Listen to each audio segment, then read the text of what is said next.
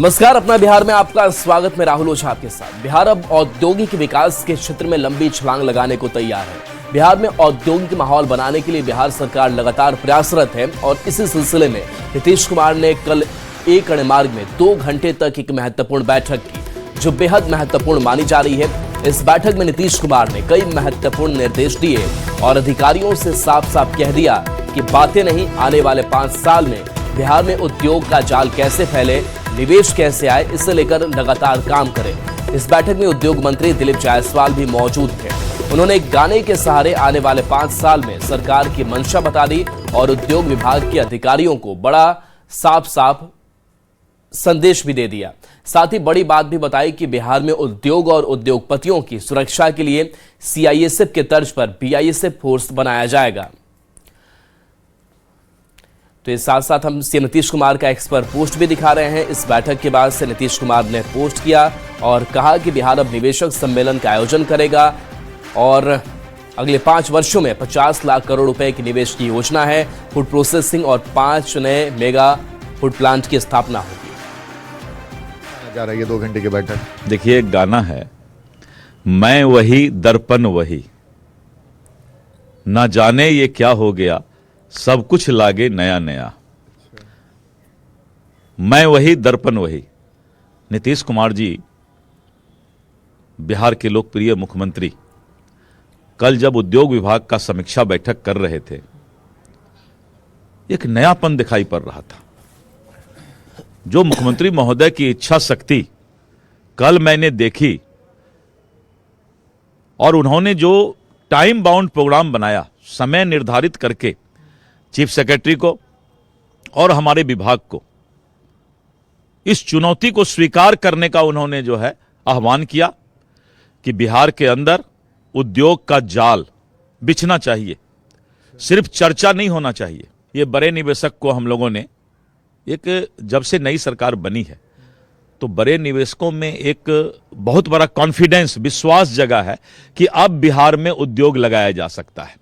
और जब उद्योगपति फोन कर रहे हैं लगातार कि हम बिहार में उद्योग लगाना चाहते हैं, क्योंकि स्थिर सरकार, जब स्टेबल गवर्नमेंट होता है, सुरक्षा मिलता है, तो लोग उद्योग लगाना चाहते हैं। और इस माहौल का हमें लगता है कि सबसे बड़ा फायदा बिहार को मिलने वाला है। मुख्यमंत्री नीतीश कुमार ने पटना डेयरी प्रोजेक्ट के तहत चल रहे सुधा फैक्ट्री का दौरा किया और फैक्ट्री में बन रहे प्रोजेक्ट की जानकारी ली। बिहार में डेयरी किसानों को सशक्त बनाने और सुधा ब्रांड के तहत दूध और दुग्ध उत्पाद उपलब्ध कराने वाला एक प्रमुख संगठन है।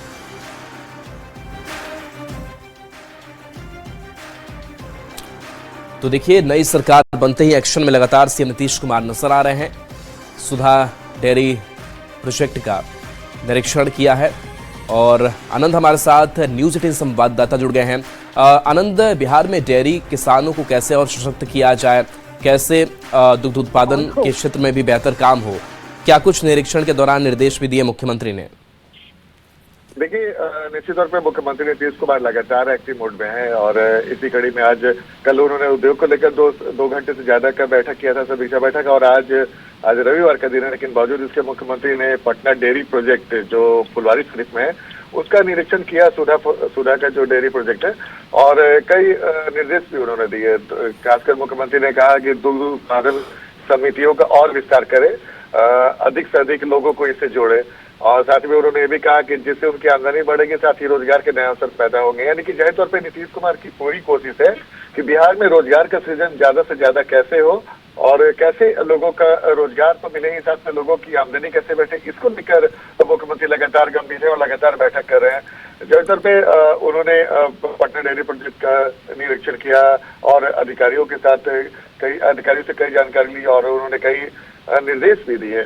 और साथ इस मौके पर नीतीश कुमार ने प्रोडक्शन हॉल है जहाँ पे ये बनते हैं आइसक्रीम प्लांट, दही का जो कोल्ड रूम है, उसके सहित कई ऐसी इकाइयां थी जिसका जायजा नीतीश कुमार ने लिया और पूरी जानकारी ली। जाहिर तौर पर बिहार में दुग्ध को लेकर, दूध उत्पादन को लेकर भी काफी बड़ी संभावना है, जिसको समय समय पर नीतीश कुमार ने भी कहा है। और बिहार में संभावना को देखते हुए नीतीश कुमार की पूरी कोशिश है कि जो दुग्ध उत्पादन से जो जुड़े हुए लोग हैं उनकी आमदनी बढ़े और बिहार को भी इसका फायदा हो।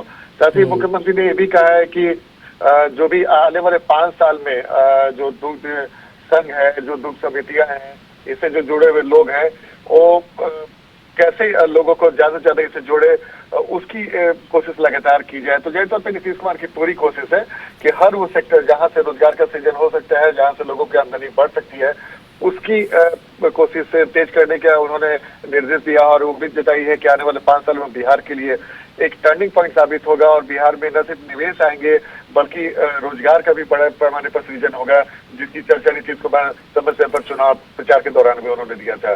जी राहुल जी, चलिए शुक्रिया आनंद इस अपडेट के लिए आपका।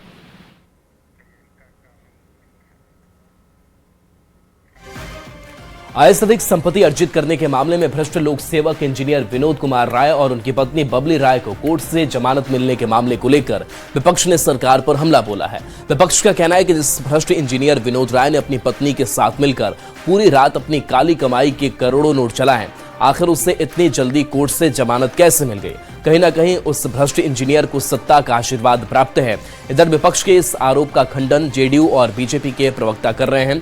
बता दें कि ईओयू ने आरोपी इंजीनियर को 23 अगस्त 2025 को गिरफ्तार किया था, जब उनके घर से जले नोट और नगद बरामद हुए थे। वहीं इसकी पत्नी बबली लगातार फरार चल रही थी। बबली की गिरफ्तारी के लिए ईओयू ने कोर्ट से गैर जमानतीय वारंट हासिल किया था।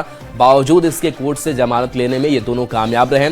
इसी को लेकर विपक्ष सरकार पर हमला बोल रही है। विनोद राय की चर्चा पूरे देश के नेशनल चैनलों पर प्राइम टाइम में गूंजता रहा कि 500 रुपए के नोट वो जलाते गए, पाइप जाम होता रहा, जांच एजेंसियां दरवाजे पर शाम से लेकर के रात भर बैठी रही, दरवाजे नहीं खुले, नोट पाइप जाम हो गया, नोट भी जल गया। तो आखिरकार वो पुलिस की पकड़ में गए और वो जेल में चले गए। लेकिन विशेष जो न्यायालय है आर्थिक अपराध इकाई का, उसने नियमित जमानत दे दी। दरअसल सरकार का ये जुमला कि सरकार फंसाती भी नहीं है और बचाती भी नहीं है, ये केवल जुमला है। दरअसल सरकार फंसाती भी है और सरकार बचाती भी है। अब जरा समझिए ना कि करोड़ों रुपए के नोट जलाने वाले भ्रष्टाचार के आरोपी को कोर्ट से बेल मिल जाती है। साफ है कि सरकार ने बेहतर तरीके से कोर्ट के सामने अपना पक्ष नहीं रखा। न्यायाधीन मामले या जेरे अदालत कार्रवाई पर राज्य सरकार का हस्तक्षेप नहीं होता है। नोट जलाने के कथित मामले में इंजीनियर को दबोचा गया था। जब दस्तावेज के आधार पर कोर्ट में जमानत पर रिहा किया गया तो इसमें राज्य सरकार या पुलिस की भूमिका नगण्य हो जाती है। विपक्ष के इस आरोप का कोई आधार नहीं है कि उसे जमानत कैसे मिली। जरा लालू प्रसाद के भ्रष्टाचार कार्यों में कोर्ट से मिली जमानत का विपक्ष को स्मरण करना चाहिए। आदरणीय नीतीश कुमार जी ने जब से बिहार में सत्ता की बागडोर संभाली है, क्राइम, करप्शन और कम्युनिज्म के साथ नो कॉम्प्रोमाइज की नीति को अख्तियार किया है। एक से एक भ्रष्ट अधिकारियों पर हमेशा से कार्रवाई होती रही है। जब कार्रवाई होती है तो विपक्ष के साथी नैरेटिव सेट करते हैं कि अधिकारी भ्रष्ट है। अरे भाई, कहीं से जानकारी मिलेगी तो कार्रवाई तो निश्चित रूप से होगी। जिस भ्रष्ट इंजीनियर और उनकी पत्नी के खिलाफ कार्रवाई सुनिश्चित की गई है या न्यायालय की तरफ से उनकी पत्नी को जमानत मिली है, यह न्यायिक प्रक्रिया है। सिमरी बख्तियारपुर से चुनाव जीतने वाले जेपीआरवी के विधायक संजय सिंह ने मुख्यमंत्री नीतीश कुमार से उनके आवास पर मुलाकात की। संजय सिंह ने कहा कि उन्होंने सीएम को बधाई दी, साथ ही सिमरी बख्तियारपुर में जो समस्याएं हैं उसमें उनको अवगत कराया। सीएम ने भरोसा दिया है कि जल्द ही सिमरी बख्तियारपुर की समस्याएं दूर की जाएंगी। संजय सिंह से बातचीत की संवाददाता विनीता मिश्रा ने।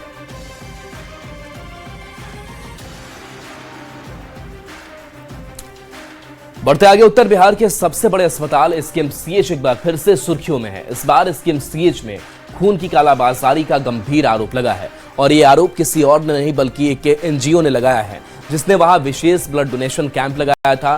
दरअसल एसकेएमसीएच में 18 नवंबर को एक एनजीओ पहल एजुकेशनल सोसाइटी द्वारा थैलेसीमिया के मरीजों के लिए विशेष ब्लड डोनेशन कैंप लगाया गया, जिसमें शहर के सिटी एसपी समेत कई नामी अधिकारियों ने ब्लड डोनेट किया। एनजीओ कर्मी दिव्यांश मेहरोत्रा का आरोप है कि उस दिन ब्लड डोनेशन कैंप में कुल 15 डोनर ने ब्लड डोनेट किया, जिसका रजिस्टर पर नाम लिखकर मुझसे साइन कराया गया। लेकिन मैंने जब एसकेएमसीएच से पक्का लिस्ट मांगा तो 2-3 दिन बाद मुझे सिर्फ और सिर्फ 8 डोनर का लिस्ट दिया गया। 18 तारीख को नगर पुलिस अधीक्षक के निर्देश अनुसार जो कैंप लगवाया था जब कैंप खत्म हुआ तो हमको 15 यूनिट का कॉपी में लिख के साइन करवाया और जो है थोड़े दिन बाद 8 यूनिट का कंप्यूटर से डाटा दिया। मुझे ये जानना आखिर 8 यूनिट का हुआ, 7 यूनिट गया कहाँ? जी, उस दिन 15 यूनिट ब्लड डोनेट किए गए थे। हमारे रिकॉर्ड से यह पता चलता है कि इसमें 8 जो थे वो वॉलंटरी डोनेशन था और बाकी 7 जो थे वो रिप्लेसमेंट डोनेशन थे और यही रिकॉर्ड हमारे यहाँ उपलब्ध है। लेकिन एनजीओ के द्वारा कहा जा रहा है कि 15 जो थे ब्लड डोनेट वो हमारे लोग थे, एनजीओ की तरफ से किया गया था। नहीं, हमारे रिकॉर्ड में तो यही है कि हमारे 8 लोग हमारे वॉलंटरी डोनेशन में थे और 7 लोग हमारे रिप्लेसमेंट डोनर्स। देखिए, ये संज्ञान में हमारे मामला आया है। 18 नवंबर को एक ब्लड डोनेशन कैंपेन ऑर्गेनाइज कराया गया था। इसमें जो आयोजक थे उन्होंने हमें कंप्लेन किया है। हमने इसके जांच के लिए प्रिंसिपल को भी लिखा है और साथ ही जो कागजात है वो भी मंगाए हैं। इस पे अभी जांच चल रही है और जैसा होगा उस पर उचित कार्रवाई की जाएगी। क्या मुजफ्फरपुर में ब्लड डोनेशन के नाम पर फर्जीवाड़ा चलता है या फिर खून का गोरख धंधा चलता है? दरअसल कुछ ऐसा ही मामला सामने आया है जिसको लेकर अब जांच शुरू हो गई है। दरअसल एक एनजीओ के द्वारा एसकेएमसीएच में बीते 18 नवंबर को एक ब्लड डोनेशन कैंप लगाया गया था जिसमें कई अधिकारी भी शामिल थे, सिटी एसपी भी शामिल थे और जिसमें कुल 15 लोगों के द्वारा ब्लड डोनेट की बात कही गई, क्योंकि जो उस एनजीओ के जो कर्मी थे जिनके नेतृत्व में यह कैंप लगाया गया था उनको एक 15 लोगों का लिस्ट सौंपा गया था और जिस पर उनका अंतिम साइन भी लिया गया था। लेकिन जब इस मामले में उन्होंने आधिकारिक रूप से लिस्ट मांगा तब उन्हें सिर्फ 8 लोगों की लिस्ट दी गई जिसमें बताया गया कि भाई 8 लोगों का ब्लड लिया गया है, जबकि उनका कहना है कि उस दिन 15 लोगों का नाम फाइनल करके 15 लोगों के लिस्ट के सामने उनका हस्ताक्षर कराया गया, यानी 15 यूनिट ब्लड लिया गया था। क्या मुजफ्फरपुर के एसकेएमसीएच में ब्लड के नाम पर, ब्लड डोनेट के नाम पर इस तरह का फर्जीवाड़ा चल रहा है? हालांकि इसको लेकर जब हमने एसकेएमसीएच की अधीक्षक डॉक्टर आभा रानी सिन्हा से बात की तो उन्होंने कहा कि 8 उनके अपने वॉलंटियर्स थे जिनका ब्लड लिया गया था, वहीं 7 लोग ऐसे थे जिनका ब्लड रिप्लेस किया गया था, जिन्हें खून की जरूरत होती है उन्हें रिप्लेस किया जाता है, तो उसी वक्त उनका रिप्लेस भी किया गया था। लेकिन सबसे खास बात यह है कि आखिर ऐसे उन लोगों का नाम उस लिस्ट में क्यों दिया गया था और उस लिस्ट पे उस दिव्यांश मेहरोत्रा का साइन क्यों कराया गया था? इसको लेकर अब जांच की प्रक्रिया तेज हो गई है और इसको लेकर एसडीएम ईस्ट ने भी जांच करने की बात कही है। मुजफ्फरपुर से न्यूज 18 के लिए प्रियांक सौरभ।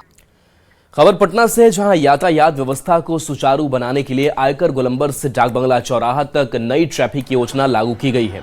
आयकर गोलंबर से डाक बंगला तक नेहरू पथ पर 3 पहिया और 4 पहिया वाहनों की पार्किंग पूरी तरह से प्रतिबंधित कर दी गई है। नियम तोड़ने पर कानूनी कार्रवाई भी की जाएगी। राजधानी पटना में यातायात व्यवस्था सुचारू रूप से चलाने के लिए आज से नई ट्रैफिक व्यवस्था लागू कर दी गई है और इसके तहत इनकम टैक्स गोलंबर से डाक बंगला चौराहे तक कई वाहनों के प्रवेश पर रोक भी लगा दिया गया है। आपको बता दें कि नई ट्रैफिक व्यवस्था जो लागू हुई है आज 7 दिसंबर से ये लागू हुई है।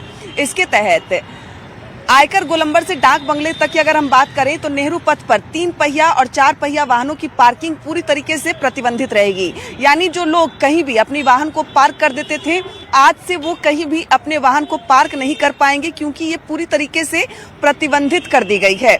वहीं बुद्ध मार्ग से 0 माइल गोलंबर के नीचे तक 3 पहिया 4 पहिया वाहनों की पार्किंग प्रतिबंधित कर दी गई है। इसके अलावा इस्लामिया या बुद्ध मार्ग का उपयोग करने वाले आम जन अपनी 4 पहिया निजी वाहन तारामंडल के सामने बने smart multi modal hub parking में पार्क कर सकते हैं। उसके आगे वो कहीं सड़क पर पार्क नहीं कर पाएंगे। इसके अलावा मौर्या लोक कॉम्प्लेक्स में आने वाले वाहन चालक मौर्या लोक स्थित स्मार्ट मल्टी लेवल पार्किंग का उपयोग कर सकते हैं और वहां पर अपने 3 पहिया वाहनों को पार्किंग कर सकते हैं। आपको बता दें कि दोनों मार्ग पर 3 पहिया और 4 पहिया वाहनों की पार्किंग सख्त मना कर दी गई है और नियम तोड़ने वालों पर कानूनी कार्रवाई भी होगी। यानी जो व्यवस्था है, ट्रैफिक व्यवस्था है, उसे सुचारू रूप से करने के लिए आज से यानी 7 तारीख से नई व्यवस्था लागू कर दी गई है और उसके मद्देनजर इनकम टैक्स गोलंबर से डाक बंगला चौराहे तक नई ट्रैफिक नियम लागू कर दी गई है। आज से 3 पहिया और 4 पहिया वाहन जो हैं उन्हें आप कहीं भी पार्क नहीं कर सकते हैं। अगर आप ऐसे ही सड़क पर कहीं भी अपने 3 पहिया और 4 पहिया वाहन को पार्क करते हैं, रोक देते हैं, खड़ी करते हैं तो आप पर कानूनी कार्रवाई की जाएगी। कैमरामैन संत के साथ विनीता मिश्रा, न्यूज़ 18 पटना। खबर सीतामढ़ी से, जहां गन्ना उत्पादक किसानों के लिए बड़ी खुशखबरी है। रीगा चीनी मिल एक बार फिर से पेराई के लिए सज धज कर तैयार हो चुका है और इसी महीने में चीनी मिल का पेराई सत्र शुरू होने वाला है। पिछले 5 सालों से बंद सीतामढ़ी का रीगा चीनी मिल को केंद्रीय गृह मंत्री अमित शाह के प्रयास से शुरू किया जा रहा है और रीगा चीनी मिल से जुड़े 60,000 किसानों के चेहरे पर एक बार फिर मुस्कान लौटने वाली है। आपको जो खूबसूरत तस्वीर दिखाने की कोशिश कर रहे हैं वो सीतामढ़ी के रीगा शुगर कंपनी की तस्वीर है।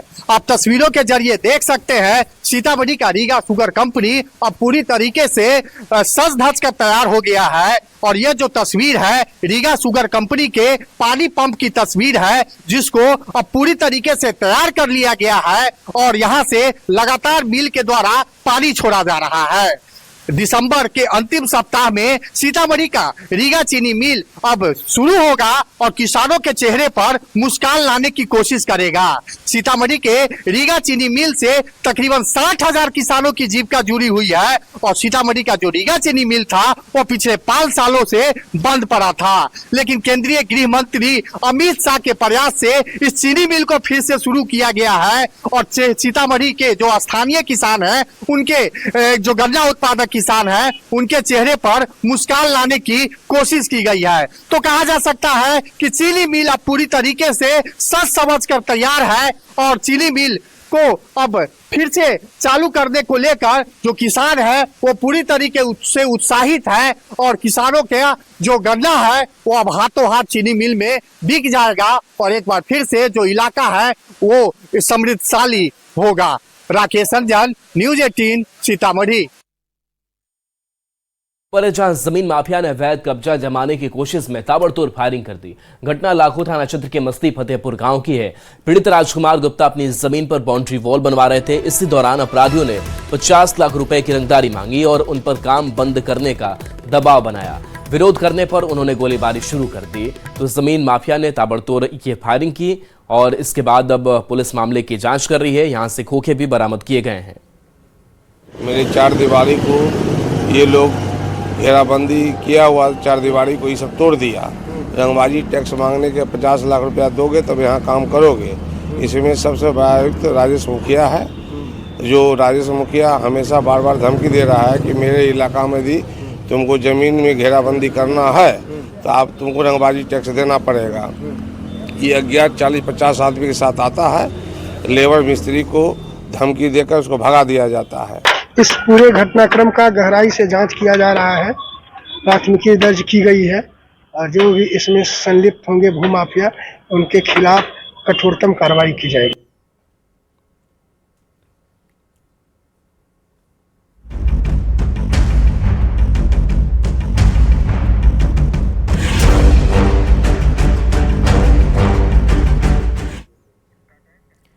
पिछले कई दिनों से इंडिगो की फ्लाइट कैंसिल होने के बाद समस्याएं लगातार बढ़ती जा रही हैं। एयरपोर्ट पर अभी भी कई यात्री लंबे लाइन में खड़े हैं और वो रिफंड चाहते हैं। कई लोग अपने पूरे सामान के साथ इंतजार कर रहे हैं। कुछ यात्रियों को कुवैत जाना है, वहां उनकी जॉब पर भी बात बनाई है। यात्रियों से बातचीत की संवाददाता विनीता मिश्रा ने। कई दिनों से लगातार फ्लाइट से सफर करने वाले यात्री परेशान नजर आ रहे हैं। पूरे देश भर में इंडिगो की जो सेवाएं हैं वो ठप पड़ गई है और यही वजह है कि इंडिगो की जहां टिकट कट रही है वहां लंबी कतारें आपको नजर आ रही है। आज की फ्लाइट है मेरी। हाँ, कैंसिल। हाँ, आज मैं एक्चुअली कुवैत के लिए ट्रेवल कर रहा हूँ और मुझे मैसेज आया है कि आपका पटना मुंबई जो है वो कैंसिल हो चुका है। क्या ऑप्शन है अगर एयर इंडिया यहाँ से इंडिगो की अगर फ्लाइट नहीं मिलती है, कुछ और ऑप्शन है किसी और में? अगले 2 दिन तक के लिए तो कुछ नहीं दिख रही है, आज की या कल की। और अपार्ट फ्रॉम दैट 9th की भी अगर आप देख रहे हो तो सिर्फ इंडिगो की फ्लाइट्स दिख रही हैं और अगर कोई और है तो प्राइसेस समवेयर अराउंड 45-50,000 पर पर्सन है। कहाँ की टिकट थी आपकी?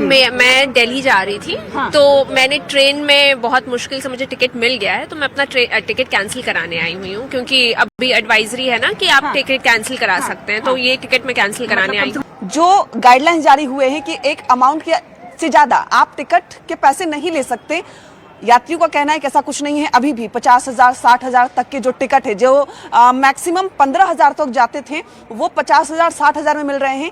इतनी ज्यादा अमाउंट हम कैसे दे सकते हैं? और यही वजह है कि यात्री फिलहाल एयरपोर्ट पर, पटना एयरपोर्ट पर खासतौर पर परेशान नजर आ रहे हैं। कैमरामैन संत के साथ विनीता मिश्रा, न्यूज 18 पटना। मोतिहारी के कथवलिया में विश्व के सबसे बड़े विराट रामायण मंदिर का निर्माण कार्य तेज गति से चल रहा है। वहीं तमिलनाडु के महाबलीपुरम से आने वाले शिवलिंग के रखने वाले ढांचे का निर्माण भी लगभग पूरा हो गया है। 33 फीट ऊंचे, 33 फीट चौड़े और 200 टन वजन के विश्व के सबसे बड़े शिवलिंग की स्थापना कथवलिया में होने वाली है। संवाददाता मनीष कुमार सिंह की इस रिपोर्ट को देखिए।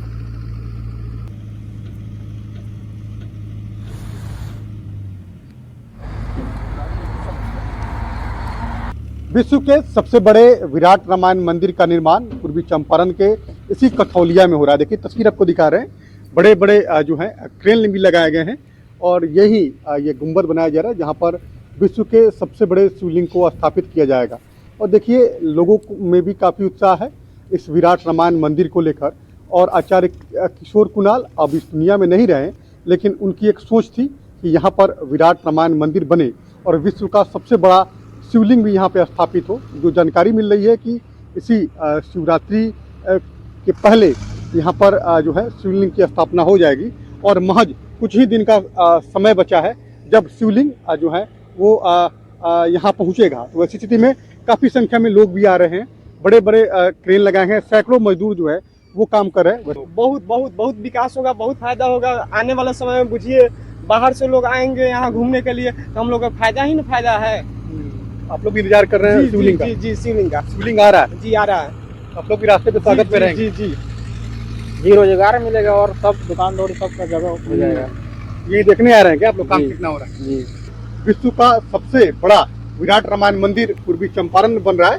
तो पूर्वी चंपारण एक ऐतिहासिक जगह भी है और वैसी स्थिति में यहाँ जब मंदिर का निर्माण हो जाएगा तो प्रत्यक्ष और अप्रत्यक्ष तरीके से काफी संख्या में लोगों को रोजगार भी मिल सकेगा।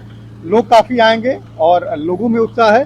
सभी लोग शिवलिंग के स्वागत में इंतजार में खड़े भी रहेंगे। तो जो रूट चार्ट तय किया गया है कि इसी रूट चार्ट जो केसरिया होकर जो है ये शिवलिंग यहाँ पहुँचेगी कथौलिया में और यहाँ पर शिवरात्रि से पहले शिवलिंग की जो है यहाँ पर स्थापना कर दी जाएगी और उसी स्थिति में लोग पूजा अर्चना भी करने लगेंगे।